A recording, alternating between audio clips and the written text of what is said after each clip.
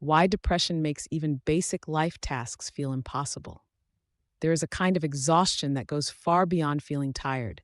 It is the exhaustion where even basic care feels overwhelming. Showering feels like a major decision. Brushing your teeth feels heavy. Changing clothes feels unnecessary or impossible. The idea of washing your hair, cleaning your home, running an errand, or doing something you once enjoyed can feel completely out of reach. When this happens, people often feel deep shame. They tell themselves that everyone else manages these things, that they should be able to do them too, that something must be wrong with them for struggling with what seems so simple. But what you are experiencing is not laziness. It is not a moral failure. It is not a lack of character. It is depression. Depression is not just sadness. It is a whole body condition that affects energy, concentration, memory, motivation, and the ability to initiate action.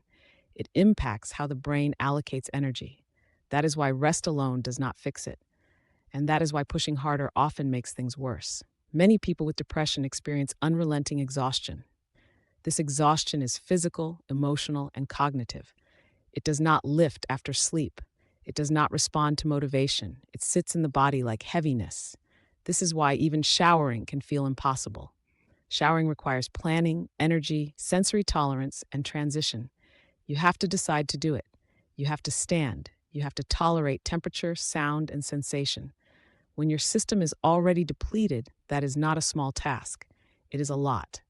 The same is true for basic hygiene. Brushing teeth, washing your face, putting on clean clothes. These are not failures when they feel hard. They are signals that your system is under strain. House chores become overwhelming for the same reason. Laundry piles up, dishes sit in the sink, the floor goes untouched. You may look at the mess and feel guilt or panic, but still be unable to move. This is not because you do not care. Often it is because you care deeply and feel too exhausted to begin. Errands feel just as heavy. Grocery shopping, returning calls, opening mail, making appointments. These tasks require planning, decision-making, and sustained attention. Depression drains the brain systems that manage those functions, and hobbies often disappear entirely. Things you once enjoyed may now feel pointless, draining, or inaccessible. Reading, creating, walking, listening to music, even passive pleasure can feel like too much effort. This loss is painful, and many people grieve it quietly. What makes all of this harder is how often these struggles are misinterpreted. From the outside, it can look like procrastination, like avoidance, like lack of discipline. But what is happening internally is very different. This brings us to executive dysfunction. Executive dysfunction is real.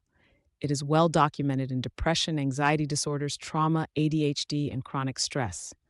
It refers to difficulty with the brain functions that help us plan, initiate, organize, prioritize, and follow through on tasks. These functions are largely managed by the prefrontal cortex. Depression disrupts how this part of the brain communicates with emotional and survival systems.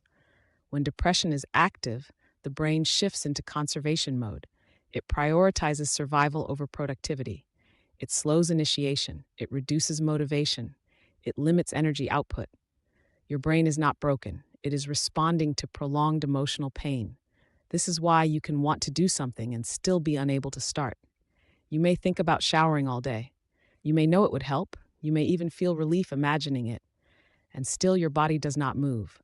This is not choice. It is paralysis. Depression-related procrastination is not the same as putting something off because you do not feel like it.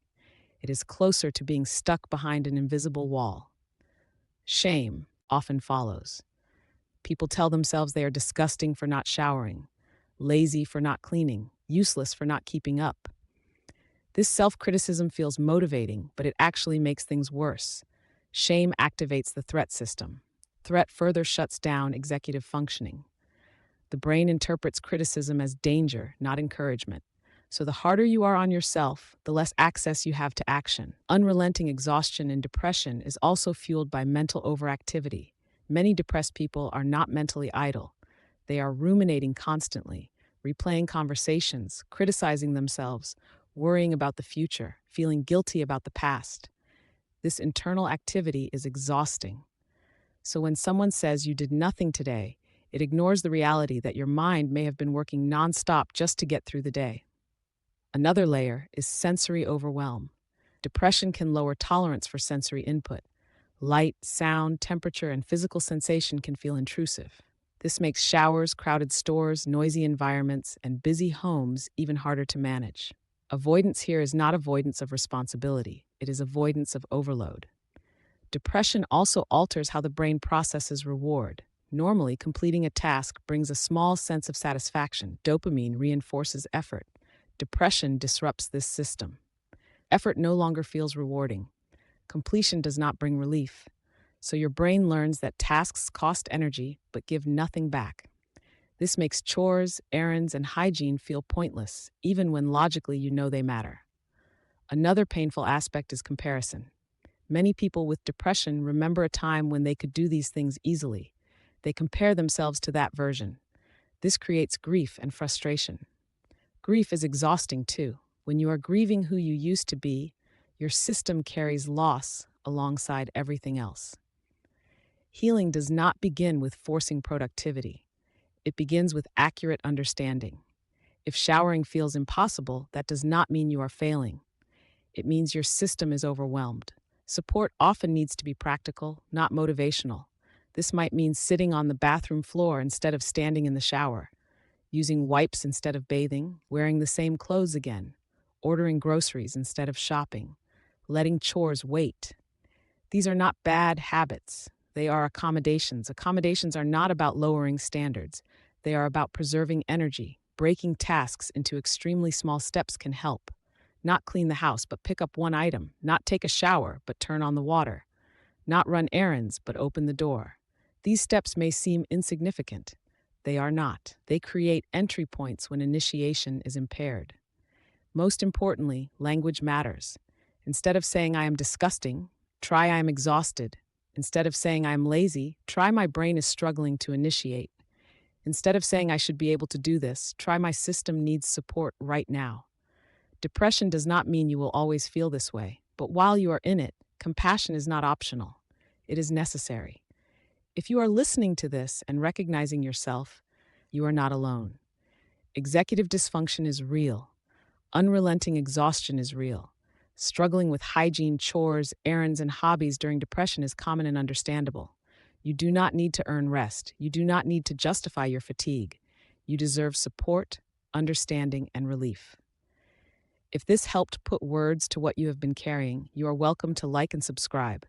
And if you want, you can share in the comments which part of daily life feels hardest right now.